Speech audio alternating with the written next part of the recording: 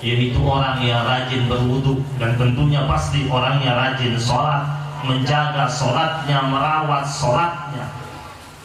Jangan mengaku sebagai umatnya Rasulullah sallallahu alaihi wasallam, tetapi kita tinggalkan sholat,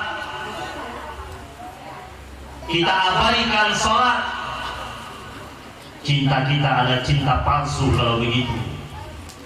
Kita mengatakan kita cinta sama Nabi, kita ikuti Nabi.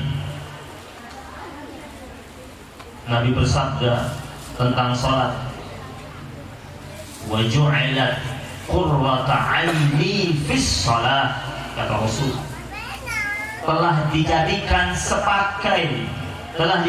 sebagai sumber kebahagiaanku pada sholat. Orang mukmin dan benar-benar mukmin, dia pasti bahagia. Allah katakan qad aflahal mu'minun. Allah katakan qad itu berarti pasti dan telah, jika dia sholat, jika sholatnya benar, jika sholatnya benar-benar tegak. Nabi saja mengatakan wa ju'ilat qurrata 'aini fis shalah. Karena sumber kebahagiaan sejati bagi umat Nabi Muhammad sallallahu alaihi wasallam ketika mereka merawat salatnya. Jemaah yang dimuliakan Allah Subhanahu wa taala, dikisahkan ketika pertempuran Uhud telah selesai, rombongan pasukan Nabi bertolak menuju Madinah.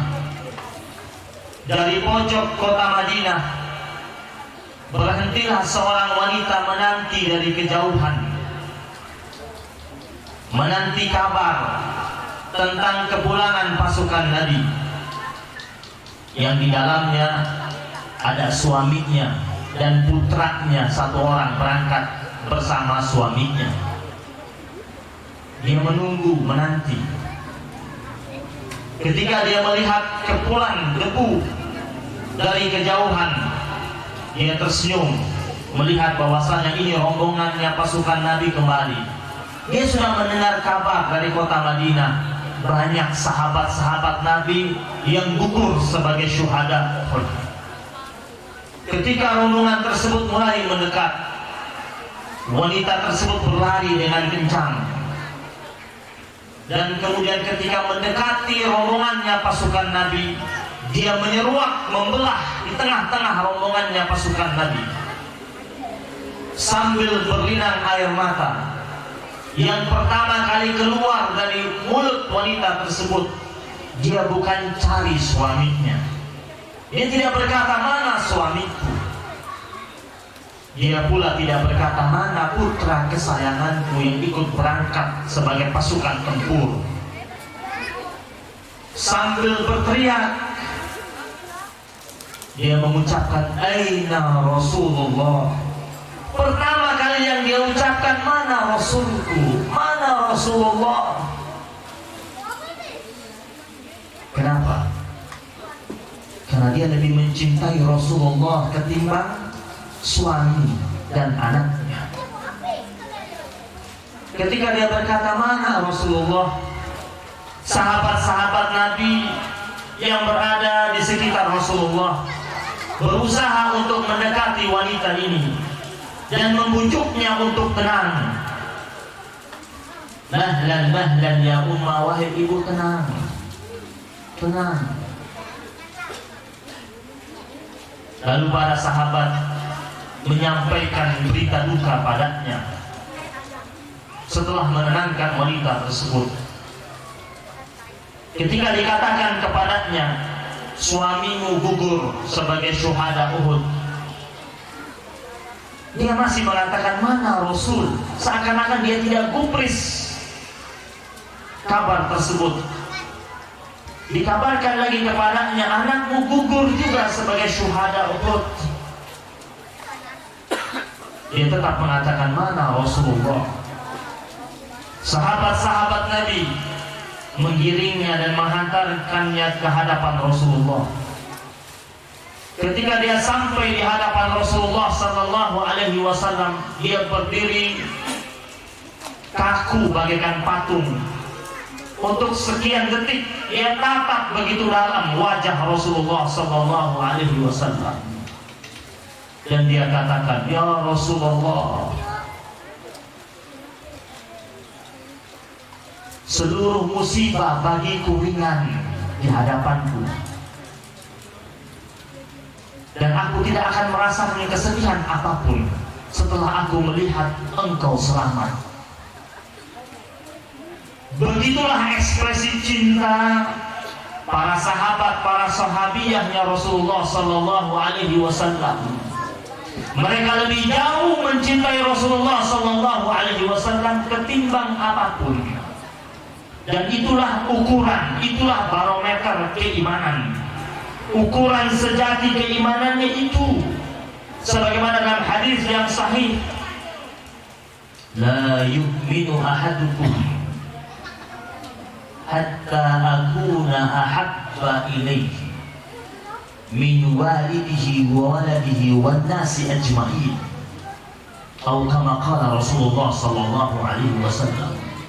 Tidak beriman seseorang sampai aku Rasulullah Sallallahu Alaihi Wasallam lebih jauh ia cintai ketimbang orang tuanya, ketimbang anaknya, ketimbang seluruh manusia yang lainnya. Jemaah yang dimuliakan Allah Subhanahu wa Ta'ala, dalam Al-Quran juga Allah menegaskan itu. Di awal surat Al-Hujurat, ya ayyuhalladzina amanu la tuqaddimu baina yadayillahi wa rasulih. Hai orang-orang yang beriman, janganlah kalian mendahulukan diri kalian ketimbang Allah dan Rasul. Ini perintah Allah, dimulai dengan ya ayyuhalladzina amanu, hai orang-orang yang beriman. Kita mengaku kita sebagai hamba Allah yang beriman. Allah katakan, kalau memang beriman, jangan kalian dahulukan diri kalian ketimbang Allah dan Rasulnya. Abu Bakar As-Siddiq radhiyallahu ta'ala anhu ketika diajak oleh Rasul untuk berangkat hijrah, dia menangis gembira. Dia berangkat ke pasar kota Mekah, dia belanja 2 ekor onta yang bagus di kota Mekah buat dia dan buat Rasulullah Sallallahu Alaihi Wasallam. Setelah ia belanja, bukan dia bawa 1 ekor ke rumahnya, sisanya dia bawa ke Rasulullah, tidak. Dua-duanya dia tenteng, dia bawa ke Rasulullah Sallallahu Alaihi Wasallam.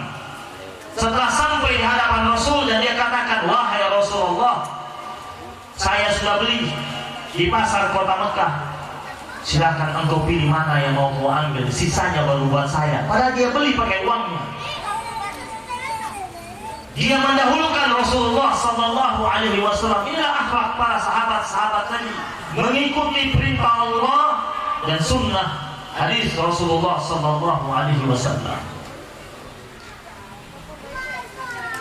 Makanya ketika Ja'far bin Abi Thalib bersama beberapa sahabat-sahabat Nabi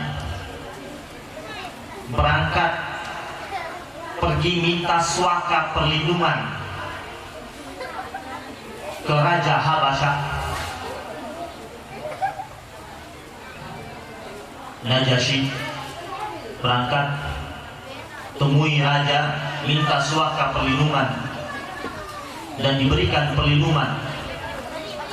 Ja'far bin Abi Thalib, sepupunya Rasulullah Sallallahu Alaihi Wasallam, yang menurut riwayat beliau adalah salah satu di antara 5 orang yang perawakannya dan wajahnya mirip dengan Rasulullah Sallallahu Alaihi Wasallam. Ada 5 orang yang wajah dan perawakannya mirip dengan Rasulullah Sallallahu Alaihi Wasallam. Ada Abu Sufyan, bin Harithah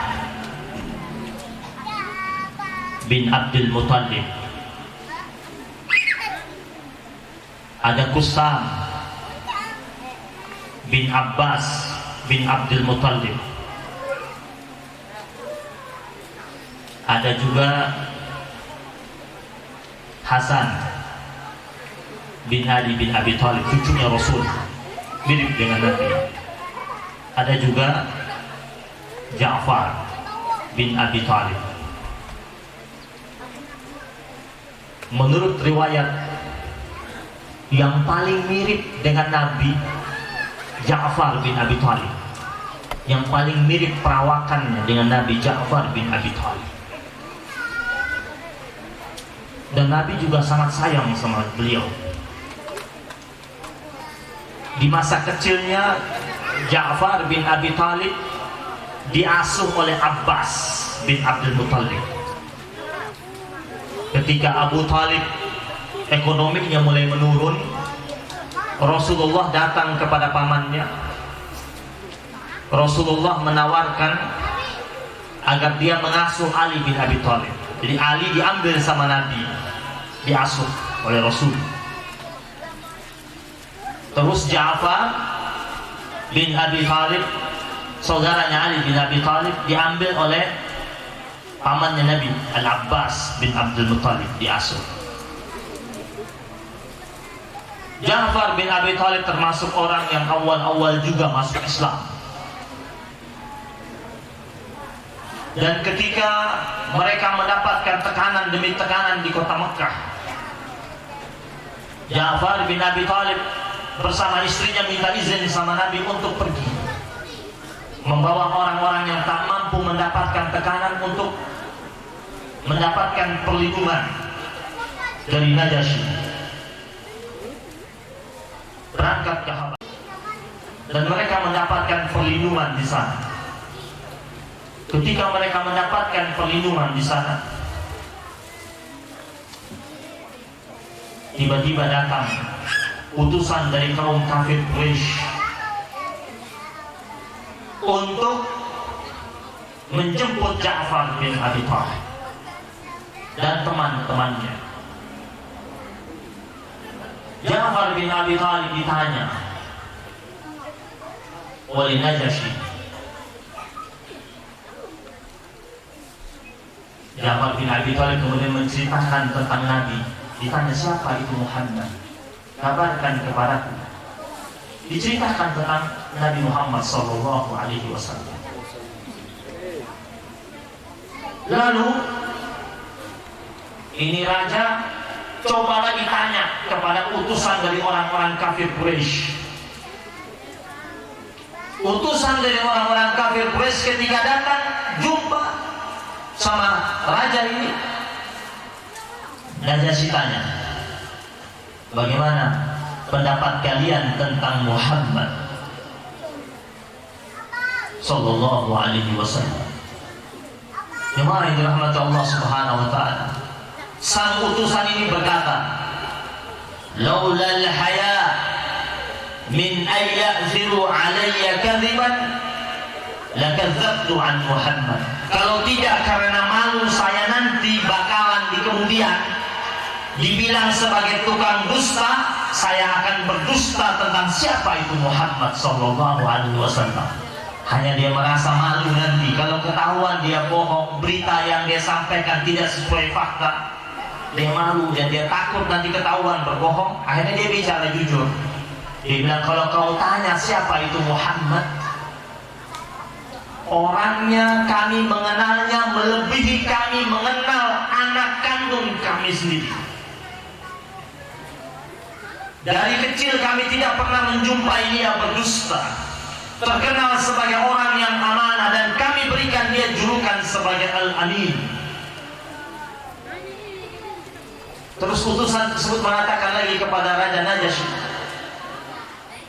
saya sudah keliling mengunjungi kerajaan-kerajaan, ketemu dengan penguasa-penguasa.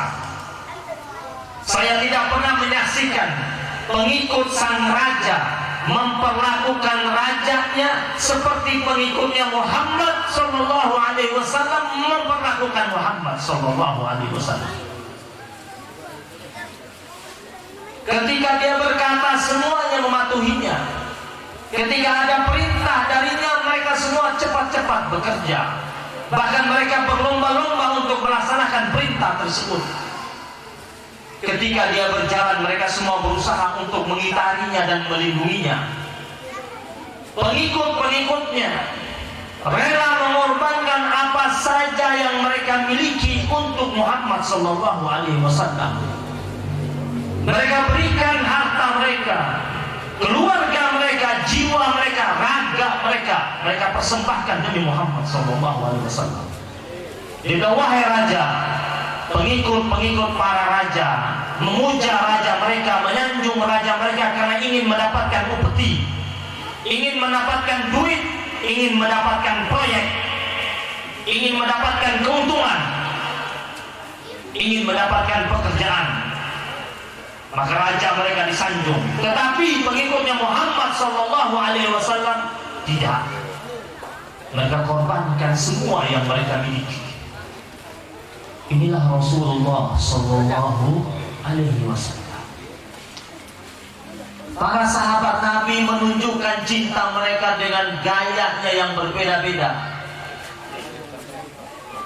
Dan dalam Islam, catat baik-baik, dalam Islam cinta itu tidak bertepi, cinta itu tidak ada batasnya, dan tidak ada kata-kata berlebihan dalam cinta. Karena setiap orang pasti punya cara masing-masing mengekspresikan cinta, dan itu sah-sah saja. Begitu pula para sahabat-sahabat Nabi mengekspresikan cinta mereka kepada Rasulullah Sallallahu Alaihi Wasallam.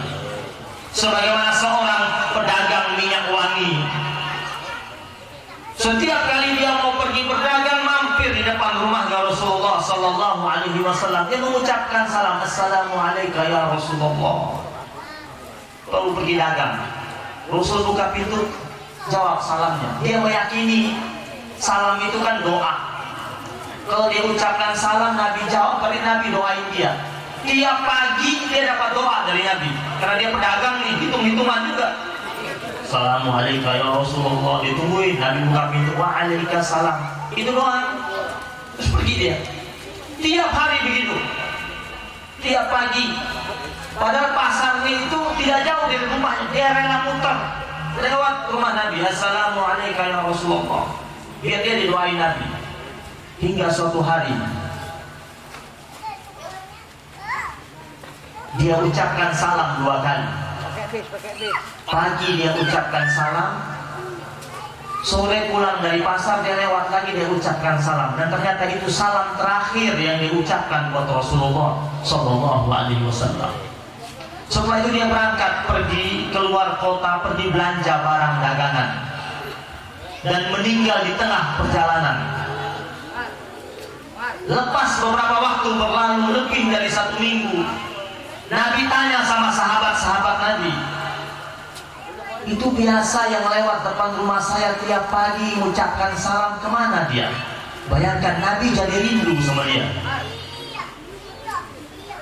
Nabi tanya sama sahabat-sahabat Nabi. Sahabat Nabi pergi cek, pergi cari tahu.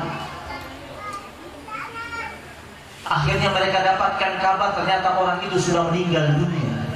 Apa kata Rasul? Di mana dia dimakamkan? Agak jauh wahai Rasul. Ayo antarkan aku ke sana. Nabi diantarkan ke makamnya. Apa yang terjadi? Sampai di makamnya, Nabi berdiri, diikuti oleh sahabat-sahabat besar bersama Rasulullah Sallallahu Alaihi Wasallam. Nabi mengangkat tangannya tinggi-tinggi sambil berdoa, Ya Allah, berikanlah kebaikan untuknya. Ya Allah, sungguh aku sangat mencintainya sebagaimana dia mencintai aku. Ya Allah, tersenyumlah aku, tersenyumlah engkau kepadanya ya Rabb, sebagaimana dia setiap pagi mengucapkan salam kepadaku dan tersenyum kepadaku. Lihat apa balasan Rasulullah Sallallahu Alaihi Wasallam gara-gara salam di pagi hari yang diucapkan oleh umatnya itu, dibalas dengan doa yang bertubi-tubi agar kebaikan turun kepada orang tersebut. Inilah Rasulullah Sallallahu Alaihi Wasallam.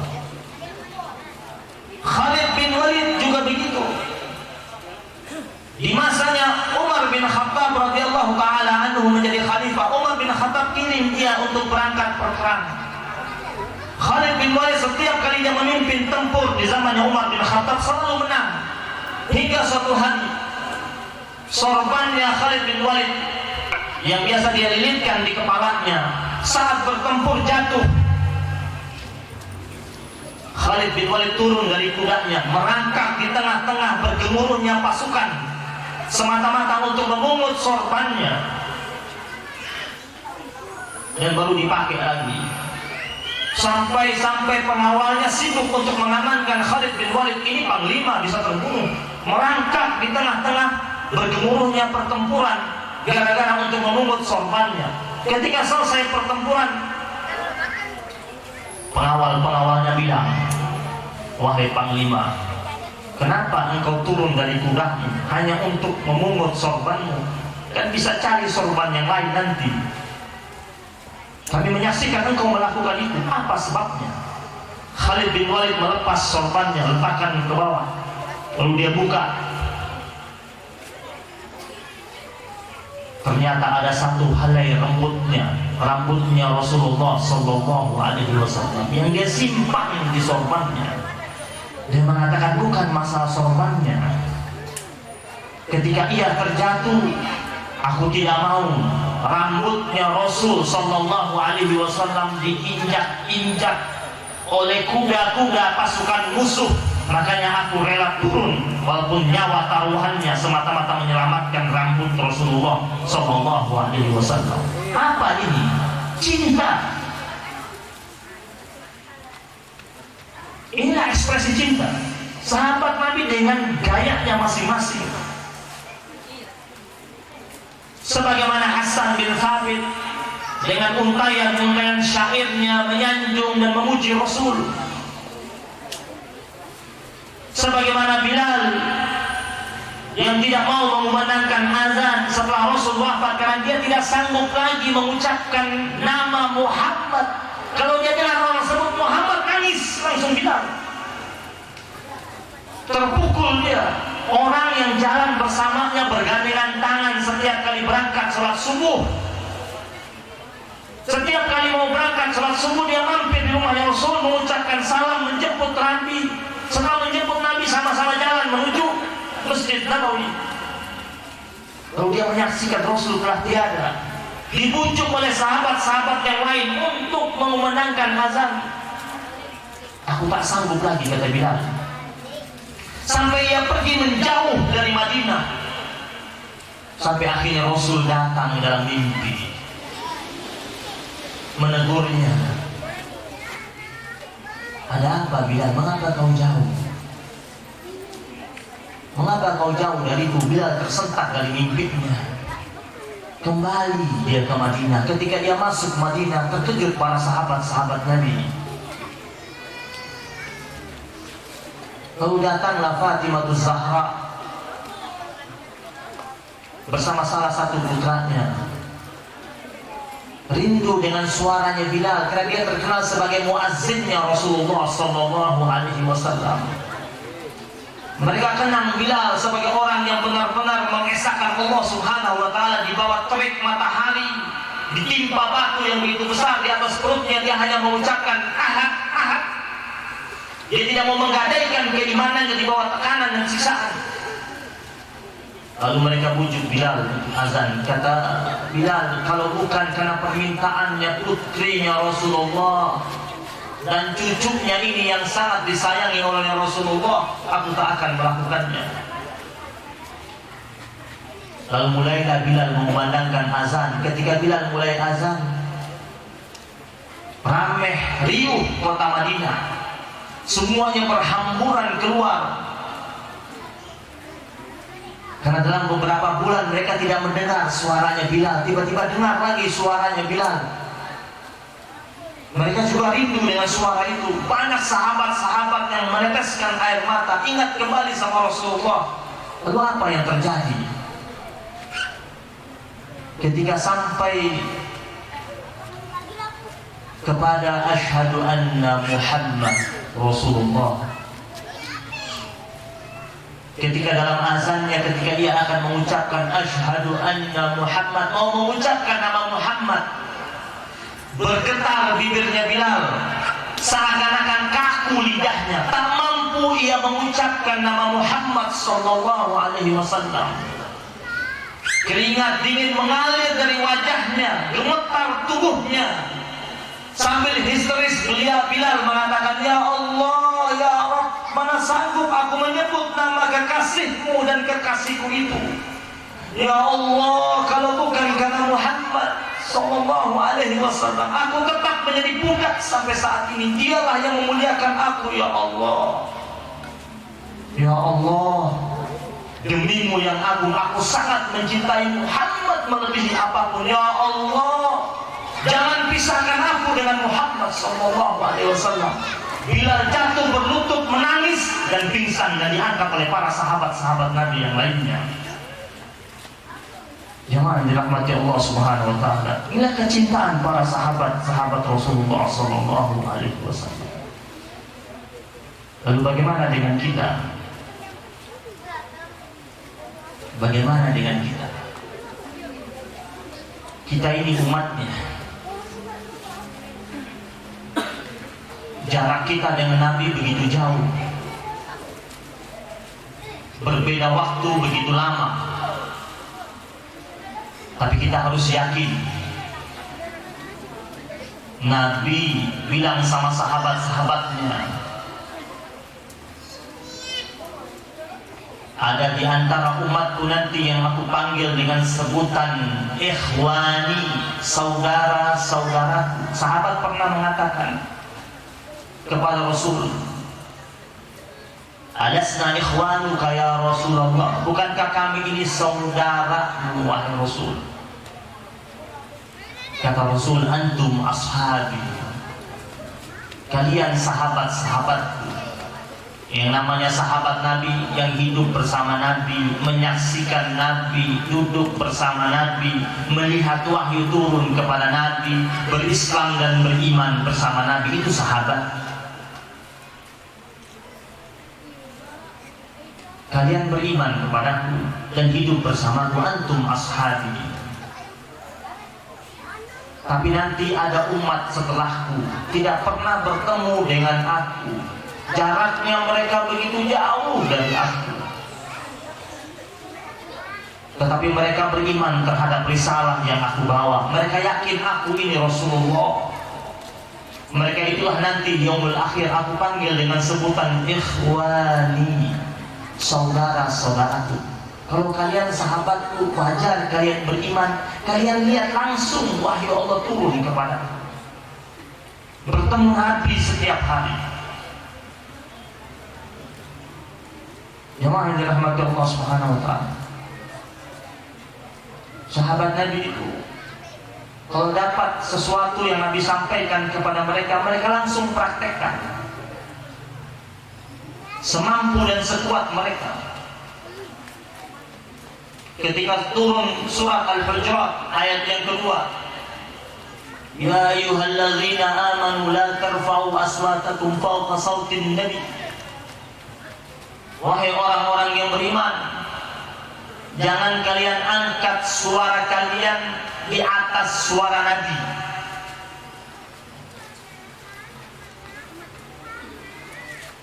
Wala tajharu bil qawli kajahri ba'dikum li ba'd. Dan janganlah kalian memanggil Rasul sebagaimana kalian memanggil sesama di antara kalian. Beda. Ini perintah Allah. Suara tidak boleh lebih tinggi dari suara Nabi. Jadi kayak apa tuh sahabat ketika ngomong di hadapan Nabi? Itu Allah yang suruh.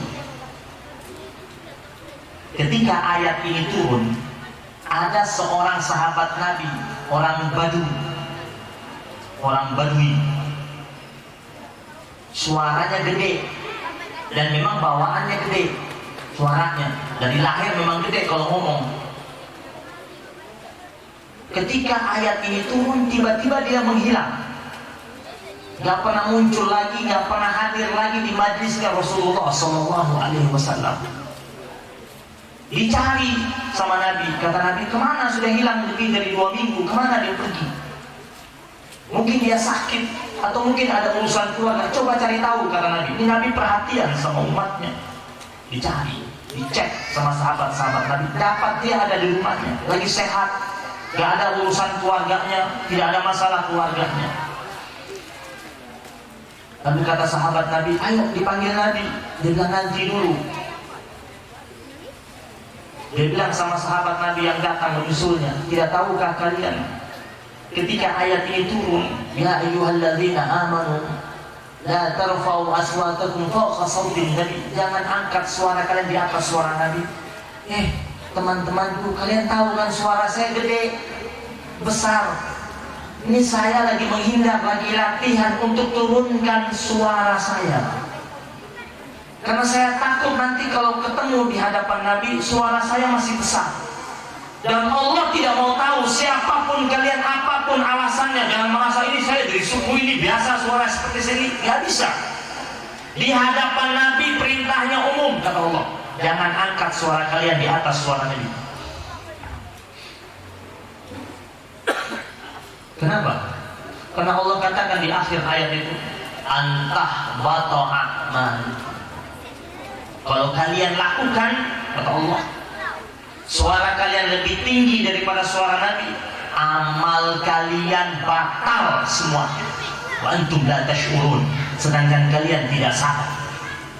Bayangin, suara lebih tinggi di hadapan Nabi, amalnya batal semuanya. Makanya sahabat-sahabat Nabi ketika duduk di hadapan Nabi, lebih banyak mereka diam dan tidak ngomong. Kalau mereka bicara, bicaranya sepantasnya, dan ketika mereka ngomong, suara mereka 1 oktav atau 2 oktav di bawah suaranya Nabi. Ketika mereka duduk di hadapan Nabi, diriwayatkan kepala mereka tertunduk seakan-akan ada burung yang bertengger di atas kepala mereka. Tak ada di antara mereka mampu melukiskan yang sebenarnya wajahnya Rasulullah Sallallahu Alaihi Wasallam. Man ra'a wajhaka yas'ad, siapa yang melihat wajah Nabi, orangnya menjadi senang, suka dan terpukau serta terpesona. Anas bin Malik radhiyallahu taala anhu pernah keluar di malam hari di saat bulan purnama. Dia menyaksikan Rasulullah Sallallahu Alaihi Wasallam lagi berdiri di pojok pemakaman Baqi. Dia lihat dari kejauhan, kata Anas bin Malik, pada malam hari itu bulan purnama.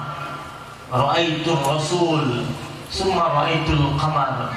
Ra'aitul Rasul, summa ra'aitul qamar. Aku lihat Rasulullah, aku lihat bulan purnama.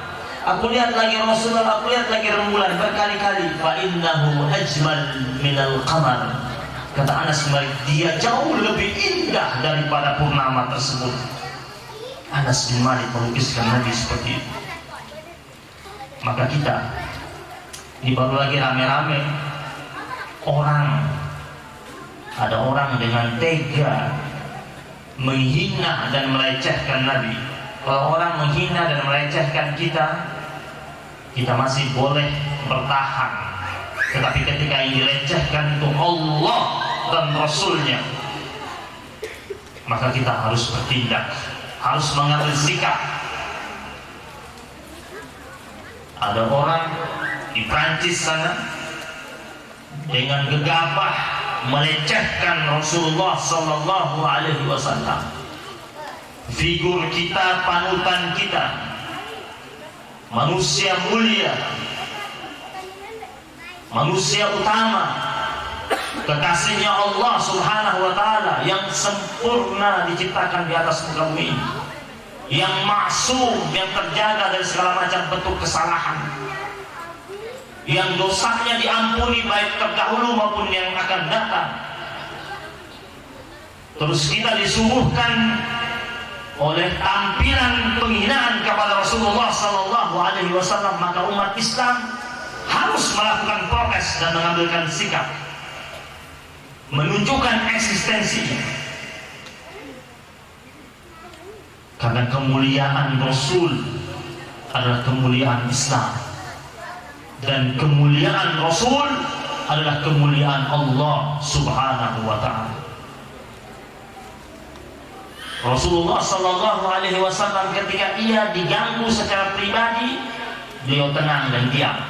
Tetapi ketika ia diganggu sebagai Rasulullah, Rasul tidak menerimanya. Rasul mengambil sikap. Maka penghinaan yang terjadi saat ini adalah berkenaan ia sebagai Rasulullah sallallahu alaihi wasallam. Maka kita harus mengambil sikap.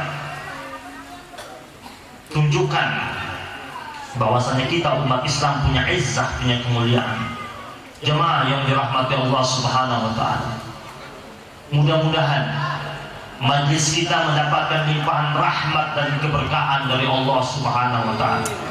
Dan kita berdoa mudah-mudahan sebagaimana malam hari ini kita merayakan peringatan Maulid Nabi besar Muhammad sallallahu alaihi wasallam, kita mendengarkan kisah hidupnya dari awal kelahirannya, masa kecilnya, remajanya, masa ia diangkat menjadi Rasul sampai masa wafatnya.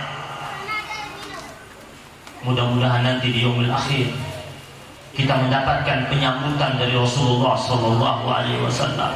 Kita berharap mudah-mudahan nanti ketika kita akan meninggal dunia,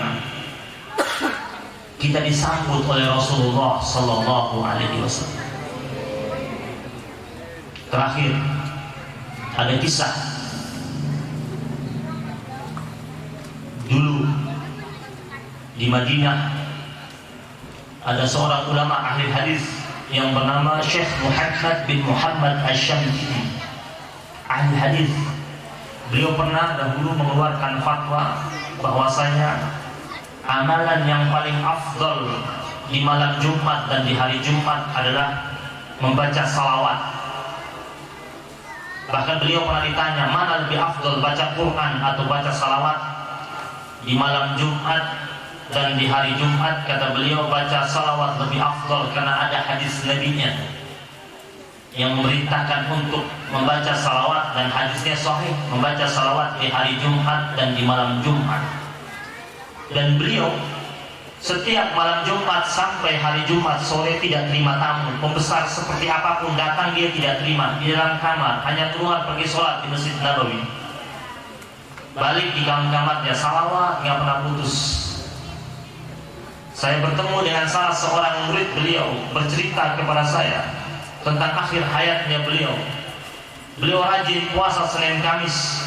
Di hari Senin dalam keadaan berpuasa, dia panggil muridnya dan dia katakan kepada muridnya, tadi malam saya mimpi jumpa Rasul, dan Rasul mengatakan kepada saya, ya Muhammad, namanya Muhammad bin Muhammad Asy-Syamsiti.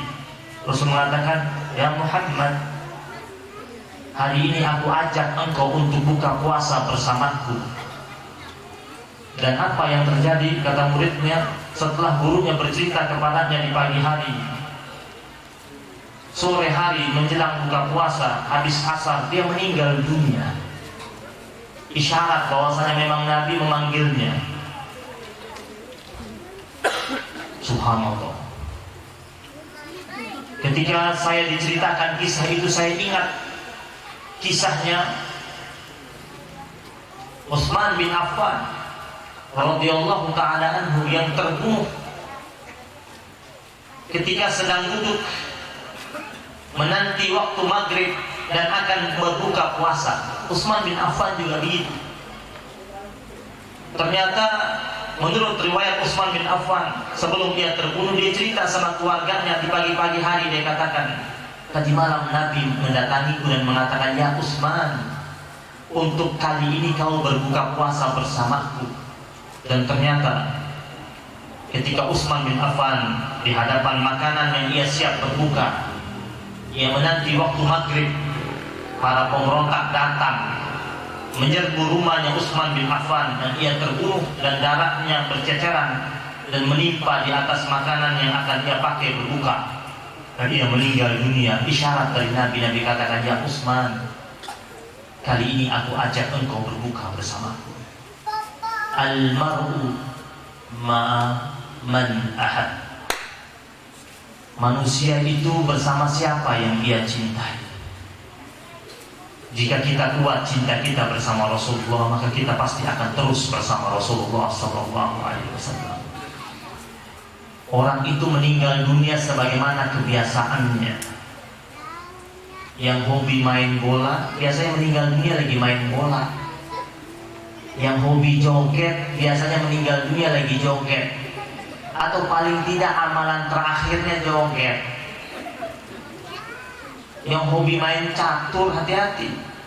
Ada teman saya hobi banget main catur, meninggal dunia lagi main catur. Dia lagi habis main, dia bilang skak sama temannya, skak mat. Gak lama kemudian datang malaikat maut, skak mat dia.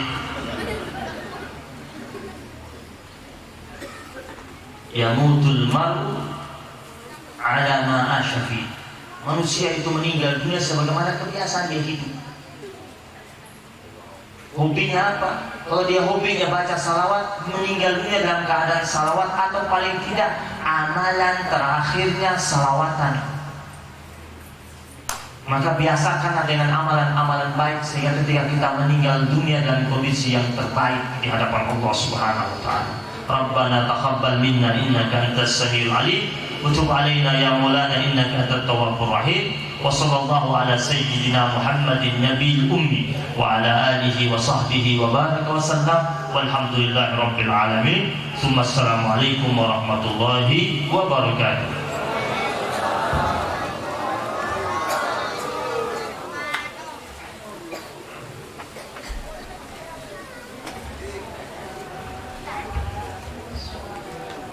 Waalaikumsalam warahmatullahi ta'ala wabarakatuh. Alhamdulillah,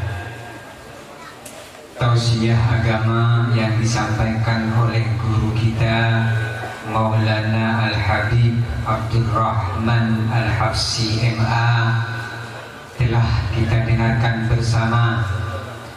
Mudah-mudahan apa yang beliau sampaikan kepada kita menjadi tambahan ilmu, sehingga diri kita dapat mengamalkan apa yang disampaikan beliau, sehingga kita bisa berkumpul sama baginda Rasul Muhammad Sallallahu Alaihi Wasallam.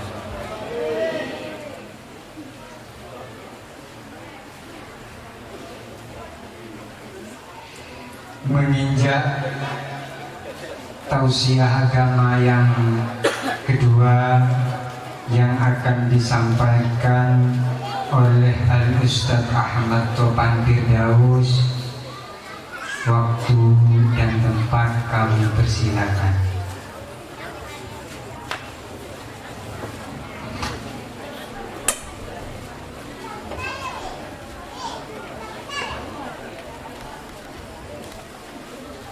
Assalamualaikum warahmatullahi wabarakatuh. Alhamdulillahi rabbil alamin. Allahumma salli wa sallim ala sayyidina Muhammadin sahibil bushra, salatan tubashiruna biha wa ahlana wa awladana wa jami'a masyayikhina wa muallimina wa talabatana wa talibatina min yawmina hadha ila yawmil akhirah. وعلى آله وصحبه وسلم ومن تبعهم بإحسان إلى يوم الدين. أما بعد. Sahibul Bait, Bapak Joni dan keluarga, habaib, ada Habib Abdurrahman Al-Habsyi, ada Habib Mustafa Mukhtar Al-Gadri, ada Habib Muhsin Al-Bar, ada Ustadz yang ada di sini semua. Karena sudah malam, nggak usah saya sebutkan, tapi insya Allah tidak akan mengurangi rasa rahmat saya, Bapak Ibu dan yang hadir pada malam hari ini. Insya Allah kita sama-sama mulia di hadapan Allah Subhanahu wa Ta'ala. Saya yakin yang hadir di sini adalah orang-orang yang sudah terampuni dosa-dosanya. Karena Rasulullah Sallallahu Alaihi Wasallam bersabda, "Man kharaja liyata'allama al-ilma, ghafarallahu dhunubahu qabla an yakhruja." Orang yang keluar dari rumahnya pengen duduk pengajian, maka sebelum keluar dari rumahnya, maka semuanya dosa-dosanya sudah diampuni oleh Allah Subhanahu wa taala. Dan yang kedua, saya yakin yang hadir di sini, baik yang di depan sana atau yang di belakang, ini semuanya tidak akan pernah disiksa oleh Allah Subhanahu wa taala. Karena bergembira dengan hari lahirnya Nabi Muhammad sallallahu alaihi wasallam. Abu Lahab, paman Nabi, begitu Nabi Muhammad lahir, dikabarkan oleh budaknya yang Rasul juga pernah menyusu mimi dengan budak ini yang kemudian dimerdekakan, yang bernama Thuwaibah. Paman Nabi Sayyidina Hamzah radhiyallahu anhu juga pernah nyusu sama orang ini, wanita ini, Sayyidatuna Thuwaibah. Ketika Nabi Muhammad lahir, dikabarkan kepada Abu Lahab tuannya, "Tuan, keponakanmu sudah lahir dan diberi nama Muhammad." Saking senangnya Abu Lahab, saking senangnya Abu Lahab, musuh Rasulullah, musuh Islam, saking senangnya dengan lahirnya baginda Nabi Muhammad sallallahu alaihi wasallam, kata Abu Lahab, "Maka kau kumerdekakan." Diceritakan setiap hari Senin, karena Rasulullah lahirnya hari Senin, meskipun dia sebagai musuh, setiap hari Senin azabnya diringankan oleh Allah Subhanahu wa taala. Bagaimana kalau umatnya Nabi Muhammad senang dengan lahirnya Nabi Muhammad sallallahu alaihi wasallam? Saya yakin yang nenek-nenek, yang kakek-kakek, yang masih muda, yang sudah setengah tua, insya Allah kalau mati nanti tidak bakal disiksa oleh Allah Subhanahu wa taala, karena berbahagia dengan lahirnya baginda Nabi Muhammad sallallahu alaihi wasallam. Saya lihat di sini tadi nih, ibu-ibu lebih banyak dari bapak-bapak. Karena memang begitu, yang jagoan ngaji di mana ibu-ibu. Begitu kan? Di mana-mana begitu kan? Di Jakarta begitu. Yang punya seragam pengajian ibu-ibu. Ada 19. Dan itu bisa dites. Makanya ibu-ibu sama bapak-bapak ngajinya pintar ibu-ibu. Benar Bu ya? Bapak-bapak jangan marah. Emang begitu. Kita tes berani Pak. Bu,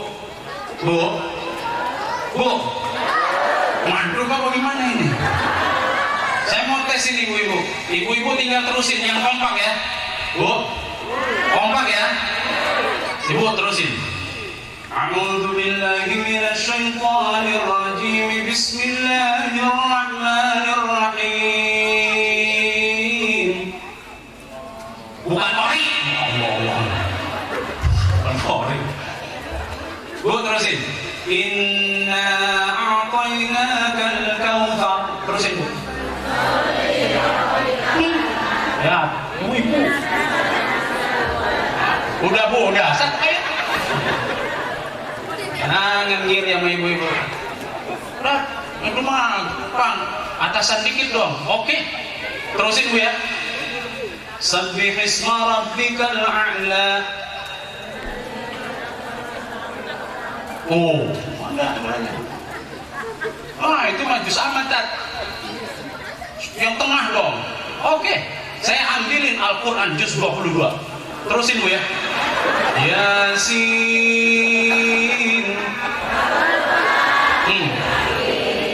Bukti bahwasanya ibu-ibu lebih jago daripada bapak-bapak. Bapak-bapak mau saya tes. Manansakh min ayatin aw nunsiha na'ti bi khairin minha aw mithliha. Pak. Bukti. Habib. Saya pengen bukti doang. Iya, nah ibu-ibu lebih hebat ngajinya. Makanya saya itu selalu bilang kalau ada pengajian ibu-ibu, Bu, kalau ngaji tetap harus hormat sama suaminya, meskipun ibu-ibu lebih hebat daripada bapak ngajinya. Iya, tetap harus hormat. Sayyidatina Khadijatul Kubra dulu punya kekuasaan 2/3 kota Mekah. Habis hartanya untuk dibelanjakan bagaimana Rasulullah untuk berdakwah. Benar. Ya, jadi kalau ibu-ibu bapaknya nggak punya duit, kasih duit bapaknya yang banyak. Kan begini? Ya Allah, ini benar saya ini. Tanya Habib Abdurrahman kemarin ceramah di sana. Sayyidatuna Khadijah kaya raya, Rasulullah kaya raya. Sayyidatuna Khadijah lebih kaya raya lagi. Tapi habis duitnya untuk dakwah. Sayyidatuna Khadijah selalu nanya, kurang apa lagi ya? Sampai diriwayatkan nih, saking habisnya harta Sayyidatuna Khadijah gak punya kain kafan pada saat meninggal dunia. Untuk beli kain kafan gak punya. Makanya kain kafan itu didatangkan dari langit, dibawa oleh malaikat Jibril. Malaikat Jibril bawa 5 kain kafan. Ya Rasulullah, ini untuk dirimu.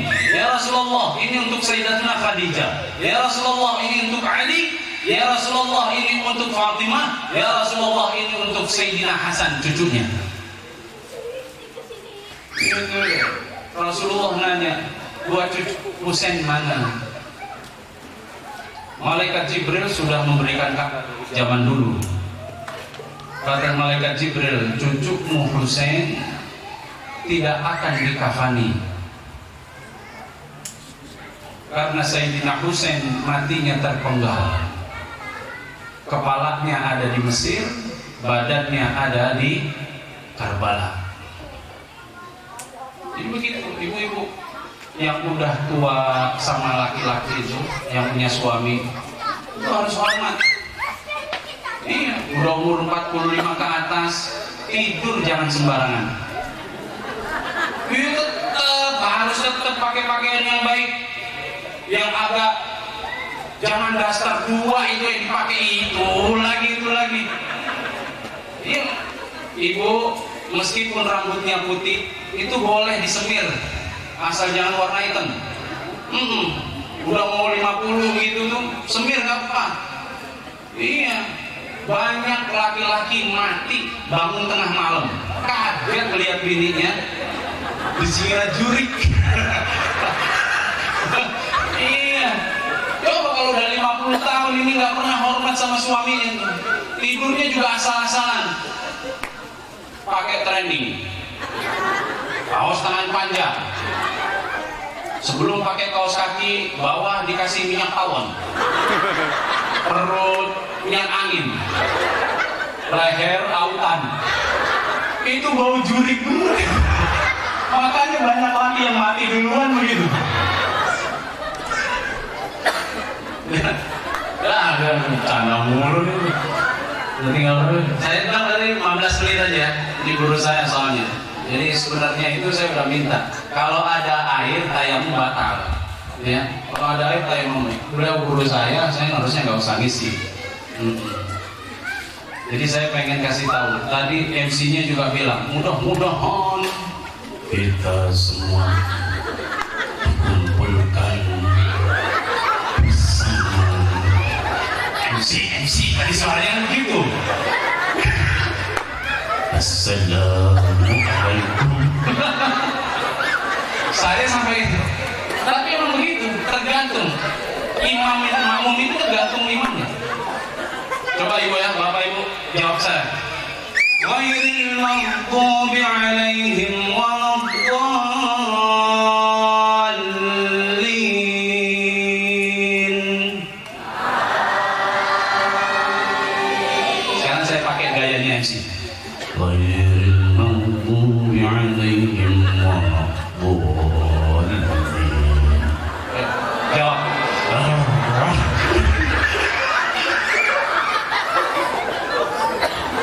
Iya, tergantung imam, makmum itu tergantung imam. Kalau imamnya enak, kayak tadi yang baca Quran, enak bener itu. Tapi biar begitu, dia lakunya di panggung doang. Ini yang baca Quran tadi. Coba suruh imamnya.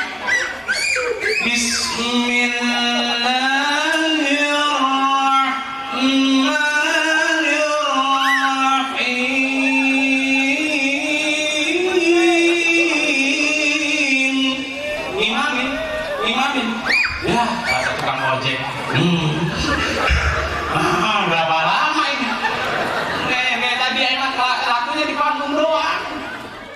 kata guru saya begitu.